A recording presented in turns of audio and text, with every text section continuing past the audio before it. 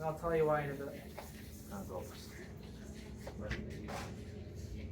Okay, so can everybody see? Yes. So what we're gonna do is, we already kind of chose our length.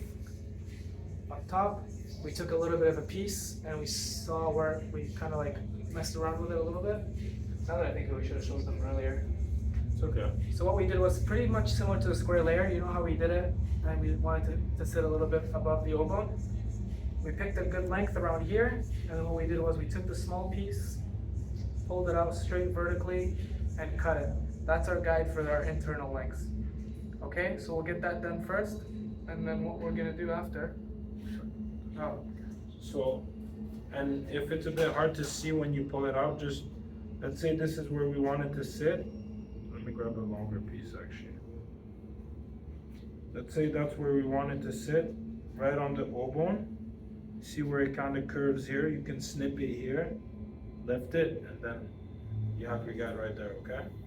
Do we want to follow the shape of the head or just straight not down? quite yet. I'm gonna show you that in a minute. Okay. So it'll be straight out.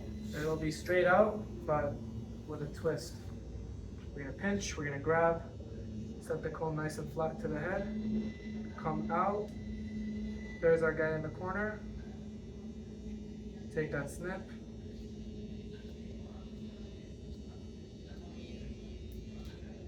Come in and refine that a little bit. Just one more long piece. Okay, this is where it gets a bit interesting, guys.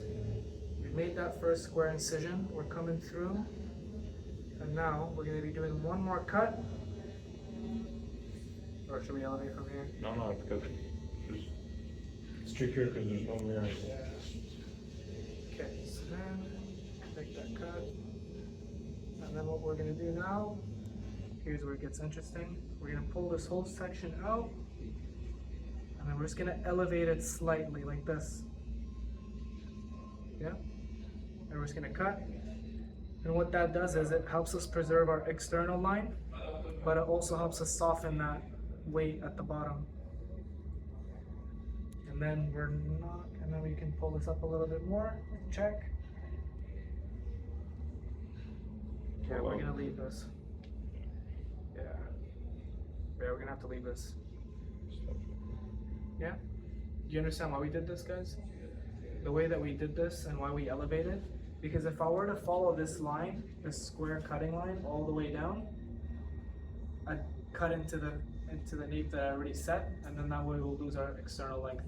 By doing this, we get to preserve a little bit of that external length, and what this haircut will be in the end, it'll be a bit shorter internally, short, and it'll slightly get longer.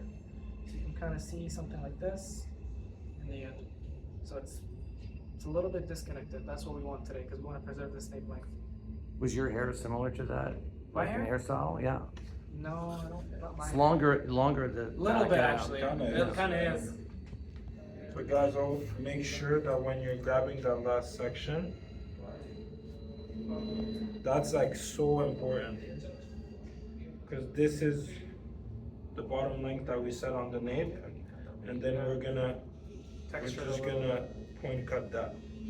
Okay? And is that the hair that starts below the O-bone that you're pulling? Exactly, yeah, that's the hair. So we're just gonna point cut it, kind of softly connect it with the top length. And that's what we're gonna do for now, okay? And that's just the center profile. Just the center profile, just do the center profile.